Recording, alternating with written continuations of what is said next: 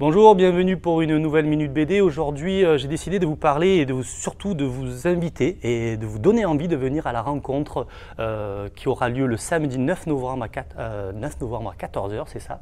Une rencontre autour de Ninantico et avec Ninantico qui sera là. Une rencontre modérée par Charlotte Miquel qui est aussi éditrice et directrice de collection.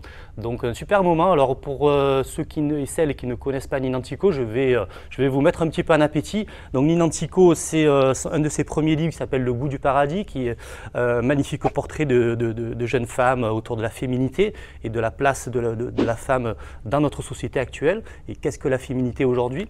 Et puis aussi, on a cette trilogie de Pauline, qui est donc ce personnage-là que Ninantico déploie sur 3 livres, donc vous voyez qui sont quasi identiques, avec un petit clin d'œil à chaque fois à des personnages, à des moments du rock, à des albums qui ont marqué le rock, par exemple. Donc Tonight, là, ça va être un petit clin d'œil à la pochette de Lust for Life d'Iggy Pop, donc avec ce livre-là, cette bande dessinée qui est intéressante parce que c'est une soirée qui est déclinée en plusieurs, qui est partagée en plusieurs heures, donc en plusieurs moments de la soirée.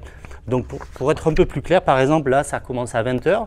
Ensuite, après, on va avoir 22 h, on va avoir minuit, et puis après 6 h du matin. Donc voilà, c'est intéressant comme mode narratif, en tous les cas. Donc voilà, ensuite, après, elle poursuit avec, non pas Boys Don't Cry de Cure, mais Girls Don't Cry, parce que les filles chez Ninantico, elles ne pleurent pas. Hein.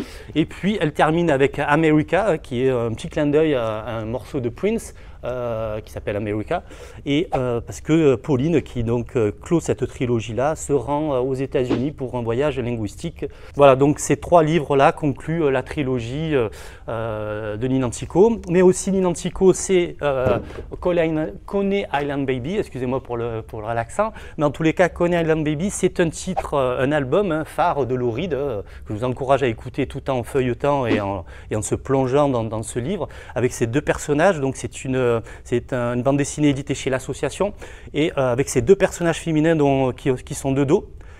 Je ne vais pas vous dévoiler quels sont ces personnages féminins dont elle va brosser le portrait, mais en tous les cas, ce sont des personnages qui vont traverser l'histoire des États-Unis, l'histoire de la culture, de la contre-culture aux États-Unis dans les années 60-70.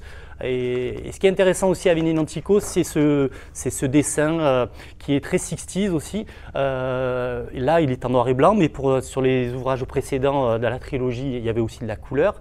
Et puis ces cadres, ces vignettes qui ne sont pas donc carrés comme on a l'habitude peut-être de voir, mais arrondis et qui donnent un côté un peu voyeuriste et puis aussi un peu comme si on regardait un vieil écran de télévision. Donc ça, c'est un peu sa marque de fabrique, on va dire, son identité. Et puis son dernier, qui s'appelle Madonnes et Putains. Donc là, Ninantico, c'est chez Dupuis, dans la collection Air Libre. Et elle brosse le portrait de 3 Italiennes dans l'Italie du XXe siècle. 3 Italiennes qui ont des noms de saintes, en fait, et qui vont être sacrifiées sur l'autel des valeurs morales et sociales de la société du XXe siècle en Italie. Voilà, donc ça c'est Madonnes et Putains, et puis sans oublier aussi que Ninantico, elle est réalisatrice, et donc elle avait réalisé déjà un premier court-métrage autour de la boxe féminine, et ça c'est son premier long-métrage avec donc Sarah Forestier et Laetitia Dutch, et il s'appelle Playlist. Alors Playlist, là aussi encore un petit clin d'œil à la musique, parce que la musique est partie prenante de son univers graphique et aussi narratif dans ses bandes dessinées.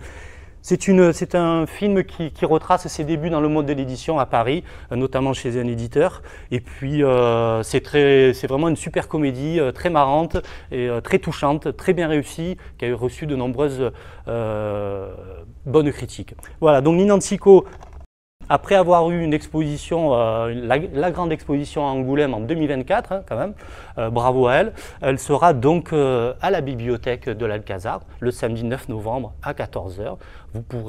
Elle pourra expliquer son parcours, son univers, et vous pourrez échanger avec elle. Voilà, donc venez.